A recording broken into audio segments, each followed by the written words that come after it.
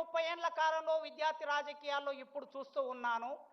ఈ ఉస్మానియా విశ్వవిద్యాలయం 100 సంవత్సరాల సందర్భంగా 200 కోట్లు ఇస్తామని చట్టసభలో హామీ ఇచ్చి మా ఆనాడు 100 ఇయర్స్ వైస్ ఛాన్సలర్ గారు కూడా ఇవాళ అతిథిగా ఇక్కడికి వచ్చారు. మాట ఇచ్చి మాట నిలబెట్టుకోలేదు. కనీసం 30, 40, 60 కోట్లు కూడా ఇవ్వలేకపోయారు. కానీ మొన్న మేము మళ్ళీ వెళ్ళినప్పుడు ఆయన అన్నాడు 3 నెలల కాలం, ఆగస్టు నుంచి సెప్టెంబర్, అక్టోబర్, నవంబర్, ఇప్పుడు డిసెంబర్లో ఉన్నాం. 3 నెలల కాలంలో జీవో తీసుకొని, మీరందరూ వాట్సాప్ చెక్ చేసుకోండి, 1000 కోట్లకు సంబంధించిన జీవో తీసుకొని ముఖ్యమంత్రి గారు ఇక్కడికి వచ్చారు.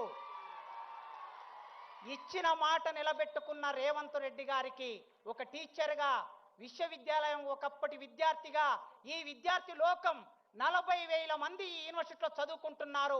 మీ అందరి తరపున వారికి వందనాలు తెలియజేస్తున్నా. ఇక మిగిలింది